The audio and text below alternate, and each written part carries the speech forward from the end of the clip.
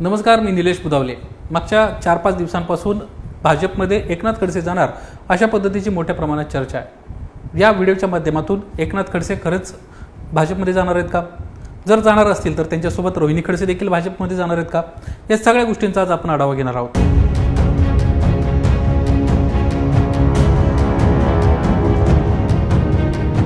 सुरुवातीला एकनाथ खडसे यांच्याबाबत आपण माहिती पाहणार आहोत। मागच्या 4 ते 5 दिवसांपासून सातत्याने माध्यमांमध्ये एकनाथ खडसे हे भाजपमध्ये जाणार आहेत अशा पद्धतीच्या चर्चा सुरू आहेत। याबाबत ज्यावेळेस एबीपी माझानं एकनाथ खडसे यांच्याशी संवाद साधण्याचा प्रयत्न केला, यावेळी थेट एकनाथ खडसे यांनी आपण भाजपमध्ये जाणार आहोत आणि सोमवारी म्हणजे उद्या माझ्या प्रवेशाची तारीख निश्चित होईल असं देखील त्यांना स्पष्ट केलं। भारतीय जनता पार्टीमध्ये स्वगृही घेण्याचा निर्णय मी घेतलेला आहे आणि या प्रवेशाचा जो कार्यक्रम आहे तो पुढच्या 1-15 दिवसामध्ये होईल अशी माझी अपेक्षा आहे। महत्त्वाची ही बाब आहे की आज एकनाथ खडसेंवर राष्ट्रवादी काँग्रेस शरदचंद्र पवार पक्षाचे आमदार असताना देखील भाजपमध्ये जाण्याची काय वेळ आली, याबाबत ज्यावेळेस माहिती घेण्याचा प्रयत्न केला त्यावेळेस एबीपी माझालाची विश्वसनीय सूत्रांना माहिती दिली आहे। त्यानुसार एकनाथ खडसे सध्या पुन्हा एकदा केंद्रीय तपास यंत्रणांच्या रडारवर आहेत आणि त्यामुळेच नुकताच दिल्लीला जाऊन काही वकिलांची देखील त्यांना भेट घेतली। दुसरी महत्त्वाची बाब, ह्या सर्व घडामोडी एका बाजूला सुरू असताना दुसरीकडे एकनाथ खडसे हे भाजपच्या वरिष्ठ नेत्यांच्या संपर्कात आहेत आणि त्याच माध्यमातून एकनाथ खडसे यांची काही दिवसांपूर्वीच भाजपचे जे राष्ट्रीय अध्यक्ष आहेत जे.पी. नड्डा यासोबतच केंद्रीय गृहमंत्री अमित शहा यांच्यासोबत भेट झाली आहे आणि त्याच भेटीमध्ये एकनाथ खडसेंचा भाजपमध्ये जाण्याचा मार्ग जो आहे तो मोकळा झाल्याचं पाहायला मिळत आहे। एकनाथ खडसे जरी भाजपमध्ये जात असले तरी त्यांची मुलगी म्हणजेच रोहिणी खडसे नेमका काय निर्णय घेणार हे देखील या निमित्तानं आपण पाहण्याचा प्रयत्न केला। ज्यावेळेस एकनाथ खडसे यांच्या कन्या रोहिणी खडसे यांच्याशी संपर्क साधला त्यावेळी त्यांनी या संपूर्ण विषयावर बोलणं टाळलं। यासोबतच सोशल मीडियामध्ये आपण जे ट्विट केलेलं आहे तेच माझं या संपूर्ण प्रकरणावरचं उत्तर आहे असं देखील स्पष्ट केलेलं आहे।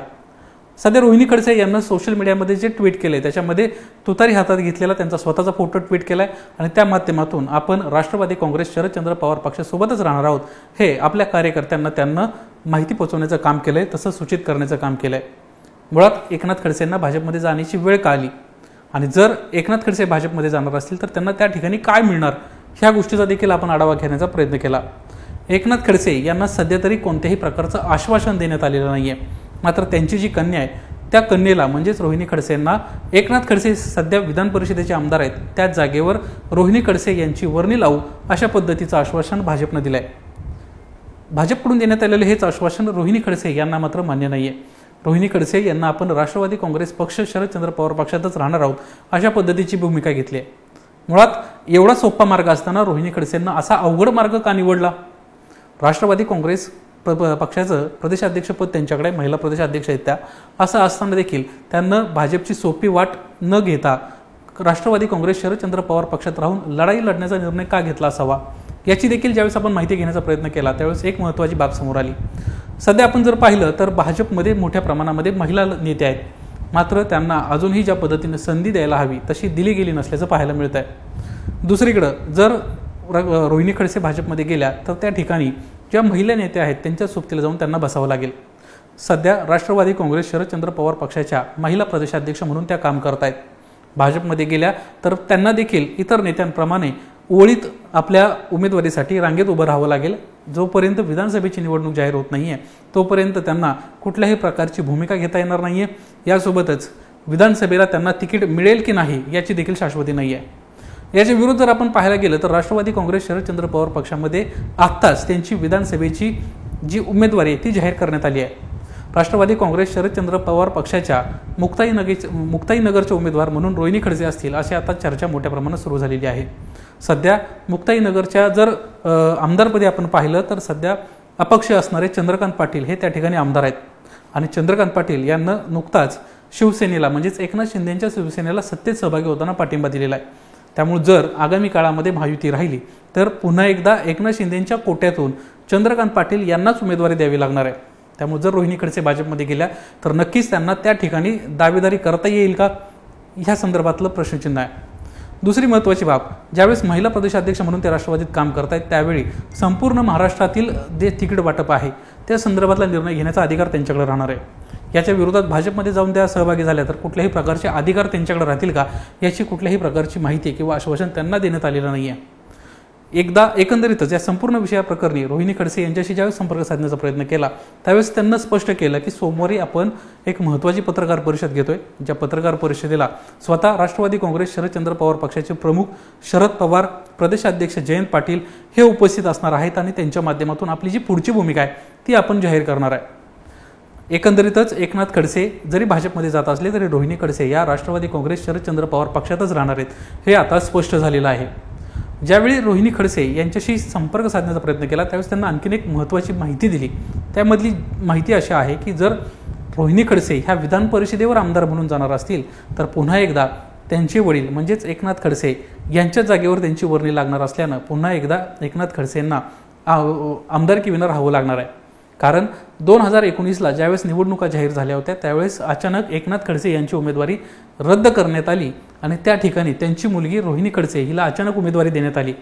मुळात कमी कालावधीमध्ये आपल्याला उमेदवारी मिळाल्यानंतर प्रयत्न करून देखील रोहिणी खडसे यांना त्या ठिकाणी जिंकता आलं नाही, किंबहुना भाजपच्या नेत्यांना त्यांना पाडलं अशी देखील मोठ्या प्रमाणामध्ये चर्चा आहे। त्यामुळे पुन्हा एकदा वडिलांचीच आमदारकी आपण पदरात पाडून घेऊन काय साध्य करणार आहोत अशी कुठेतरी एक शंका रोहिणी खडसेंच्या मनात आहे आणि त्यामुळेच रोहिणी खडसेंना सरेंडर होण्यापेक्षा लढणं पसंत केल्याचं आपल्याला पाहायला मिळत आहे।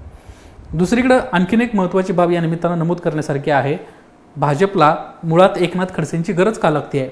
सध्या जळगाव जिल्ह्याचं जर आपण नेतृत्व पाहिलं तर त्या ठिकाणी गिरीश महाजन हे भाजपचं नेतृत्व करतायत, परंतु ज्या पद्धतीनं सध्या त्यांचं काम सुरू आहे आणि तरी देखील भाजपच्या वरिष्ठ नेत्यांना त्या ठिकाणी गिरीश महाजन यांना विश्वासात न घेता 2 महत्त्वाच्या उमेदवारी त्या ठिकाणी दिल्या।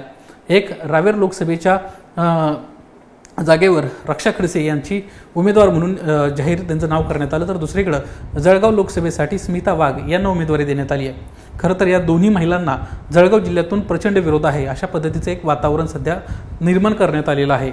कारण ज्यावेळेस उमेदवारी जाहीर झाली त्यानंतर तत्काळ स्थानिकच्या पदाधिकाऱ्यांना या निर्णयाविरोधात राजीनामे दिल्याचं पाहायला मिळालं।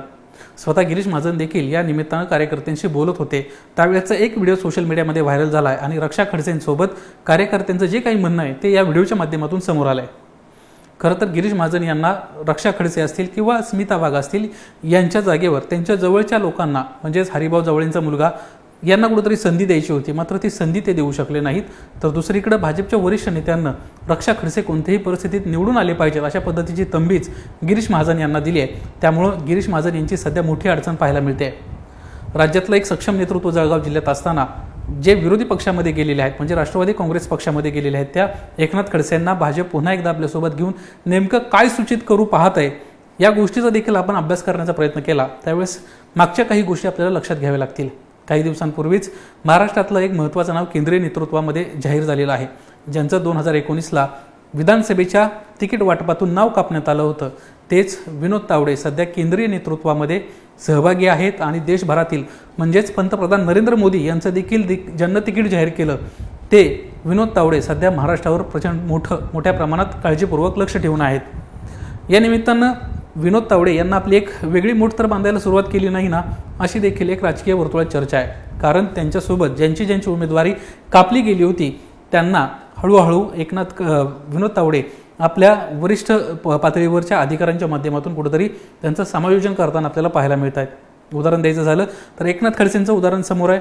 यासोबतच नुकत्याच राज्यसभेवर गेलेल्या मेधा कुलकर्णी, यासोबतच लोकसभेसाठी उमेदवारी मिळालेल्या पंकजा मुंडे जी नावं हळूहळू गायब होत होती ती नावं पुन्हा एकदा मेन स्ट्रीममध्ये आणण्याचं काम या निमित्तानं सुरू झालं आहे। आणि कुठेतरी या सगळ्या घडामोडींच्या पाठीमागं महाराष्ट्रातील भाजपचा एक महत्त्वाचा नेता आणि मराठी केंद्रीय पातळीवर काम करणारा महाराष्ट्रातील आणखीन एक मराठी महत्त्वाचा नेता काम करतोय हे या निमित्तानं स्पष्ट झाले।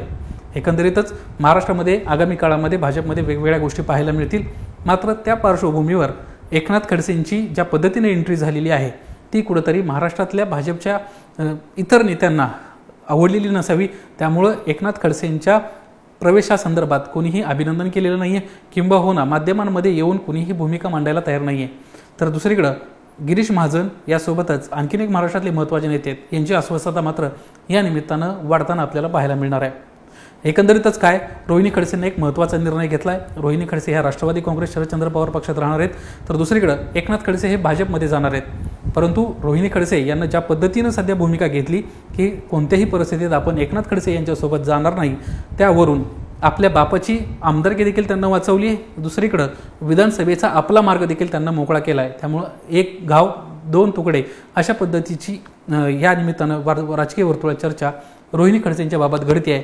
आणि रोहिणी खडसेंना पुन्हा एकदा भाजपला धोबेपाचड केलं का, अशा पद्धतीची देखील प्रचंड प्रमाणात आता चर्चा सुरू झाली आहे. कॅमेरामन अजित शिवतरकर, निलेश बुदावले, एबीपी माझा, मुंबई. एबीपी माझा, उघडा डोळे बघा नीट.